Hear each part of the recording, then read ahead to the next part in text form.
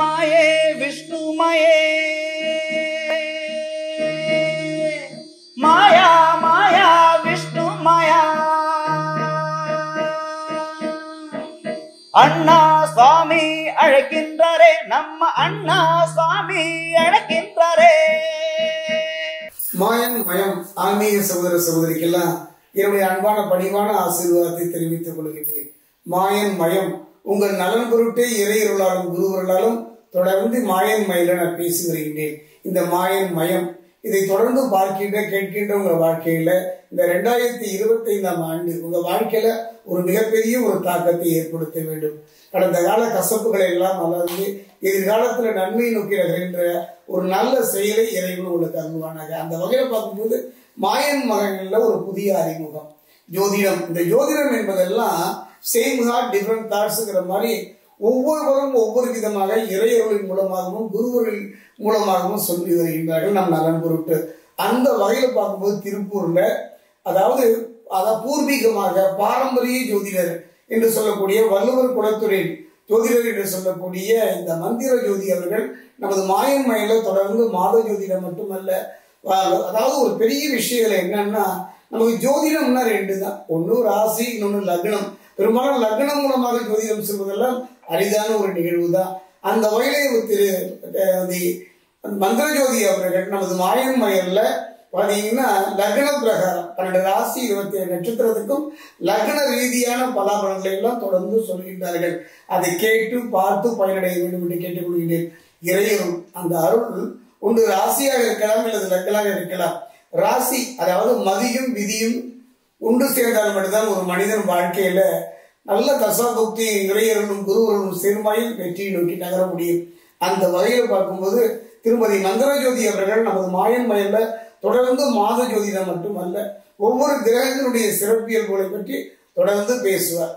வணக்கம் நண்பர்களே. மாயன் மயம் ஆன்மீக சகோதர சகோதரர்களுக்கு எனது பணிவார்ந்த வணக்கம். 2025 சனி பெயர்ச்சியை பற்றி லக்ன ரீதியான பலன்கள். பொதுவாக சனி பகவான் ஒரு 6 லக்னத்திற்கு சுபஸ்தான அதிபதியாக வருவார். இந்த சுபஸ்தான அதிபதி சுக்கிரனுக்கு நிகரான சுப பலனை கொடுக்கக்கூடியவர். அது இன்றைய காலகட்டத்தில் பார்த்தீங்கன்னா சனி பகவான் வால் பகுதிக்கு வருகிறார். கால புருஷ தத்துவப்படி வால் பகுதிக்கு வருகிறார். சிம்ம லக்னக்காரர்களுக்கு சனி பகவான் 8ஆம் இடத்தில் ஆயுள் ஸ்தானத்துக்கு வந்தாலும் குரு பகவானுடைய வீட்டுக்கு வருவதாலும் குரு பகவான் 11ஆம் இடத்துக்கு போவதால் அவர் இழந்ததை மீட்டு எடுக்கக்கூடிய காலமாக அமைகிறது. ஒரு கதவை அடைத்தால் ஒரு கதவு திறக்கப்படும் அப்படின்னு சொல்லுவாங்க. ஒரு சில நேரங்கள்ல நம்மளுக்கு கஷ்டம் வரப்போகுதோ, இந்த கஷ்டத்தால் நம்மளுக்கு திரும்ப வரப்போகுதோ நினைக்கும் பொழுது இன்னொரு கதவு, இன்னொரு தெய்வம் நம்மளை அழைக்கும்.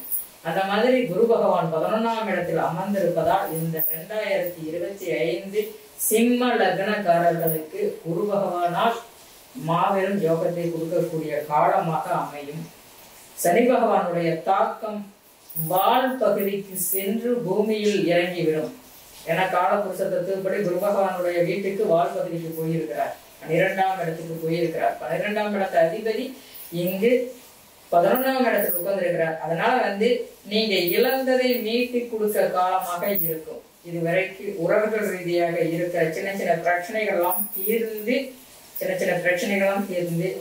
அந்த உறவுகள் ரீதியாகவே உங்களுக்கு நற்பலன் சேரக்கூடிய காலமாக இது இன்றைய காலம். இந்த சனி பயிற்சிக்கு அப்புறம் உங்களுக்கு நல்லது நடக்கும். உறவுகள் ரீதியாக பணம் வரவு வரக்கூடிய காலமாக இருக்கும். நீங்க சொத்து ஏதாவது பிரச்சனையில இருக்கு, சொத்து இருக்குங்க ஆனா சேர மாட்டேங்குது, அந்த சொத்தை வச்சு ஏதாவது ஒரு முன்னேற்றம் பண்ணலாம் அப்படின்னா சொத்து எனக்கு தீர்ப்பு கரெக்டா வர மாட்டேங்குது அப்படின்னா இந்த சனி பெயர்ச்சிக்கு அப்புறம் உங்களுக்கு உங்களுடைய சொத்து, பரம்பரை சொத்து உங்க கைக்கு சேரக்கூடிய காலமாக இருக்கும். வேலையில முன்னேற்றம் கிடைக்கும், வேலையில ஒரு உயர்வு கிடைக்கும்.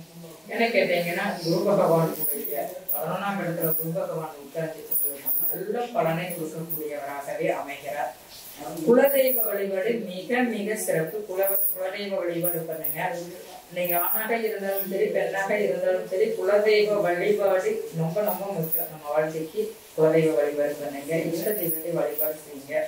இதையும் தாண்டி நீங்க தெய்வ வழிபாடு எந்த தெய்வத்தை வழிபாடு செய்யலாம் அப்படின்னு கேட்டீங்கன்னா, சிவன் வழிபாடு மிக மிக சிறப்பு. சனி பகவான் சிவ அம்சத்தை கொண்டவர். சனி பகவான் குருவுடைய வீட்டுக்கு போகிறார். குரு சிவனுடைய அம்சத்தை கொண்டவர். குரு பகவான் 11ஆம் இடத்துக்கு போகிறார். இழந்ததை மீட்டு கொடுக்கக்கூடிய இடத்துக்கு போகிறார். அதனால் சிவன் வழிபாடு மிக மிக சிறப்பு. எந்த கோவில்ல போய் சிவ வழிபாடு செய்தால் சிறப்பு அப்படின்னு பாத்தீங்கன்னா, எல்லா கோவிலுக்கும் சிவன் கோவிலுக்கும் போகலாம். ஆனா கருவறைக்கு வெளியே நின்று நம்ம தெய்வத்தை அந்த சிவனை வழிபாடு செய்வோம். ஆனா ஒரு கோவில்ல மட்டுங்க நம்ம கோவிலுக்குள்ள போய் சிவனை தொட்டு வழிபாடு செய்யலாம் அப்படின்னா, திருத்தணி பக்கத்தாடி இருக்கிற பாத சனீஸ்வரர் ஆலயத்துல மட்டும்தாங்க. நீங்க அங்க போனீங்கன்னா சிவபெருமான் இருப்பார். மாயலிங்கேஸ்வரர் அப்படின்னு சொல்லி சிவபெருமான் இருப்பார். சிவபெருமானும் சிவகாமி அம்மையாரும் இருப்பாங்க. அங்க போனீங்கன்னா நீங்க பால் வாங்கிட்டு போய் அந்த பால்ல கொஞ்சம் மஞ்சத்தூள் போட்டு நீங்களே சிவபெருமானுக்கு அபிஷேகம் பண்ணலாம்.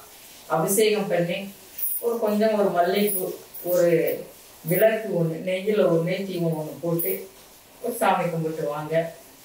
இதுவரைக்கும் இருந்த தடைகள் நீங்கி இந்த சனி பெயர்ச்சிக்கு அப்புறம் உங்களுக்கு நல்ல ஒரு அமைப்பை கொடுக்கும்.